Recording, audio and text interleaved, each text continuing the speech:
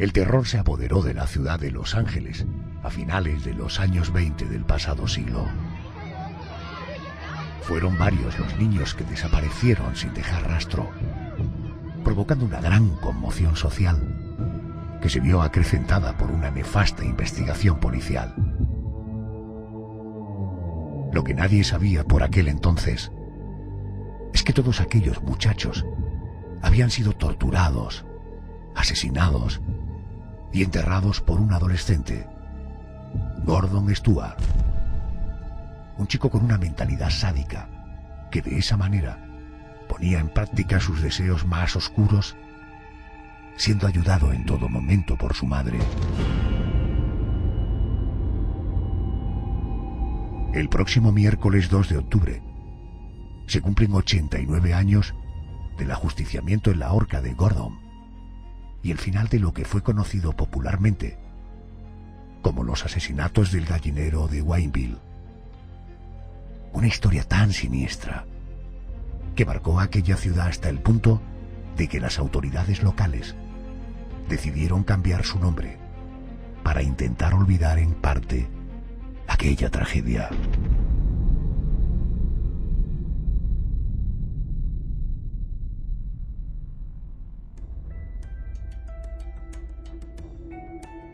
José Manuel Frías, muy buenas noches. Buenas noches, Adolfo. Hablar de Gordon Stewart es hablar de un chico con evidentes problemas mentales, ¿no? Sí, sin duda. Gordon, que había nacido el 9 de noviembre de 1906 en Canadá, pero que más adelante se trasladó a California, era un niño especialmente sádico. Su madre, Sarah, que era consciente de sus extrañas tendencias, no solo no intentaba que el chico mejorara, sino que lo apoyaba en su comportamiento e incluso lo mimaba demasiado. No sabemos quién estaba más colgado, si la madre o el niño, ¿no? Sí. Cuando dices que tenía extrañas tendencias, ¿a qué te refieres? Básicamente le gustaba hacer daño a otros chicos, por eso, siendo un adolescente, comenzó a engatusar a muchachos del entorno de la granja en la que vivía en California. O sea, Gordon los atraía hasta la casa y luego los encerraba en el gallinero, atados y amordazados, para que no pudieran huir o alertar de su presencia. Y llegó a tener a la vez, Adolfo, a 12 niños prisioneros. Cuando su madre Sarah bajó al sótano en una ocasión y descubrió lo que estaba ocurriendo, lejos de liberar a los prisioneros, recomendó a su hijo que acabara con la vida de ellos para evitar que pudieran denunciar las agresiones. El primero en ser asesinado fue Walter Collins, 9 años, que vivía no muy lejos de la granja.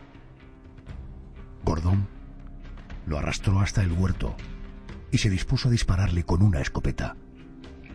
De nuevo apareció Sarah, su madre, que le advirtió que la detonación podría alertar a los vecinos y le recomendó que usara el hacha con la que solían decapitar a las gallinas. El pequeño murió al recibir varios golpes con el canto del hacha, golpes que le destrozaron el cráneo. Después fue enterrado en la misma granja. Esto que contamos no se puede considerar un hecho aislado, ¿no? No, para nada. Esta misma escena que acabas de narrar ocurrió con el resto de chavales que estaban presos en el gallinero.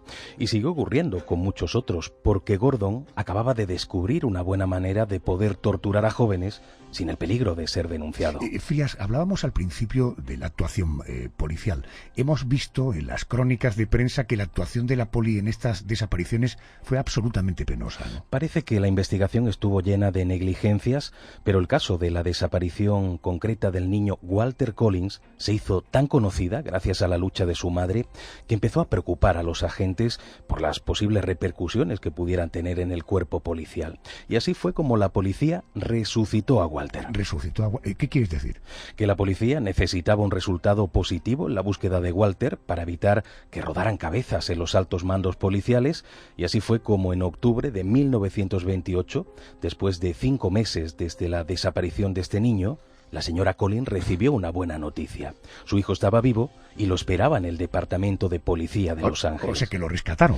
Bueno, aquel día esperaba en las oficinas policiales una multitud de periodistas que iba a cubrir ese reencuentro, esa especie, vamos a decir, de rescate efectivamente entre madre e hijo, que demostraba que se podía confiar en la policía de Los Ángeles.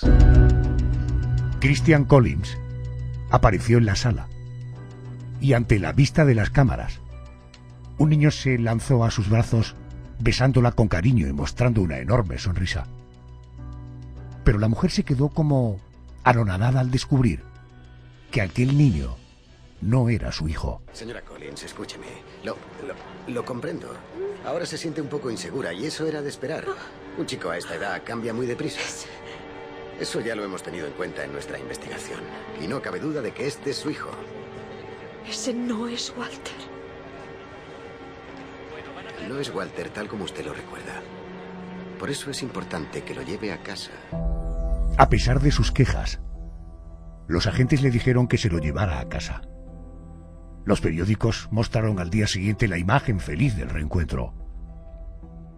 Ante la rebeldía de una madre que no entendía lo que estaba pasando, las autoridades decidieron silenciarla, enviándola a un manicomio, donde fue drogada, golpeada y tratada con electrochoques. Señora Collins, ¿sigue insistiendo en que el chico que está ahí no es su hijo? Sí, insisto.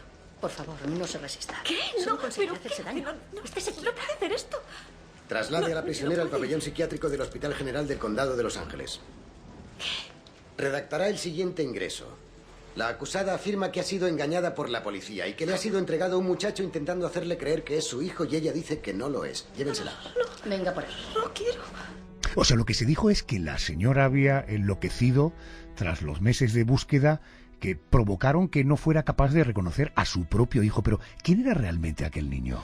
Este niño se llamaba Arthur Jacob y participó en el montaje gestado además por la policía simplemente para poder llegar a California, donde soñaba con convertirse en un gran actor. Finalmente la verdad salió a la luz y un par de semanas después la señora Collins fue puesta en libertad, aunque jamás le pagaron la indemnización que los jueces entendieron que merecía. Debido a la corrupción que imperaba en la ciudad, tanto a nivel judicial como policial, la mujer se quedó esperando una indemnización que nunca llegó. Frías, ¿qué ocurrió mientras tanto con Gordon Stewart, el asesino, el asesino del niño Walter y de otros tantos? El caso se destapó cuando un testigo contó que había visto movimientos extraños en aquella granja, por lo que los agentes acudieron de inmediato, pero Gordon y su madre lograron huir y cruzaron la frontera hacia Canadá. Mientras, la policía descubrió, enterrados en el gallinero, los restos de los cadáveres de los muchachos desaparecidos que estaban sepultados en Calviva. ¿Y lograron detener al niño, al asesino y a su madre? Sí, finalmente ambos fueron detenidos y extraditados a los Estados Unidos desde Canadá, donde, como decía, habían huido, y durante el juicio Gordon aseguró ser inocente, mientras que su madre, posiblemente para protegerlo, aceptó su participación en los asesinatos. Gordon Stewart Northcott se le acusa de 3 cargos de asesinato en primer grado, además de otros 17 que están siendo reexaminados por la oficina del fiscal del distrito. ¿Cómo se declara? Inocente, señoría. Pero las evidencias eran tan claras que ambos fueron condenados a pena de muerte, aunque a Sarah, al ser una mujer de edad avanzada y al ser solamente cómplice de los hechos, se le conmutó la pena por una de 16 años de prisión.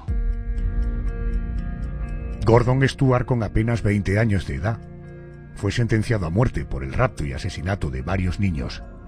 Se sospecha que más de 24, en el caso que quería ser conocido como el de los asesinatos del gallinero de Winneville. Gordon Stewart Northcott. Este tribunal falla que sea trasladado a la prisión de San Quintín, donde permanecerá incomunicado durante 2 años, hasta el 2 de octubre de 1930. En esa fecha, se le colgará por el cuello hasta que muera. Que Dios se apiade de su alma. El 2 de octubre de 1930, Gordon fue conducido hasta la horca. Antes de morir gritó que rezaran por su alma, pero gritó al vacío, porque salvo el sacerdote que lo asistía, nadie le acompañó al cadalso. Su cuerpo fue enterrado en el cementerio de la propia prisión.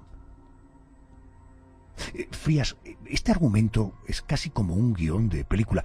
El cine se ha hecho eco de esta historia, ¿verdad? Sí, concretamente con la película de Changeling, que vio la luz en 2008 de la mano de Clint Eastwood como director y con la participación como actriz principal de Angelina Jolie.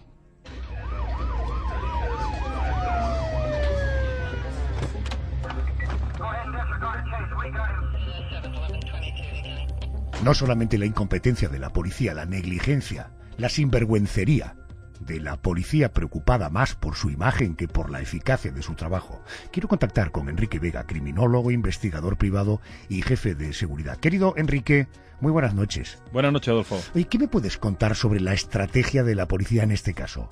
Estamos hablando, Adolfo, de una absurda, macabra y vergonzante trama policial del Departamento de Policía de Los Ángeles.